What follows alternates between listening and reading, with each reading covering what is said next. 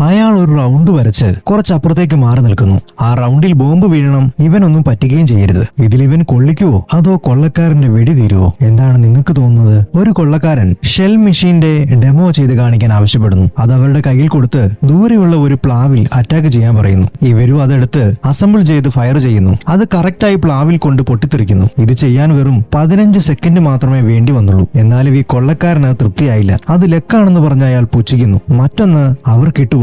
എന്നിട്ട് ദൂരെയുള്ള ഒരു ടാർജറ്റ് കാണിച്ചു കൊടുക്കുന്നു. ഇത് കണ്ടപ്പോ അവന്മാർക്ക് മനസ്സിലായി ഇവൻ അവർക്കിട്ട് പണിയുന്നതാണെന്ന്. എന്താന്ന് വെച്ചാൽ ഈ ടാർജറ്റ് മെഷീന്റെ പരിധിക്കും അപ്പുറമാണ്. എങ്കിലും ഇത് ചെയ്യുന്നവന് എക്സ്പീരിയൻസ് ഉള്ളത് കൊണ്ട് അവൻ ആത്മവിശ്വാസത്തോടു കൂടി അറ്റാക്കിന് റെഡിയാകുന്നു. ആ ടാർജറ്റും അവൻ കറക്റ്റായി കൊള്ളിക്കുന്നു.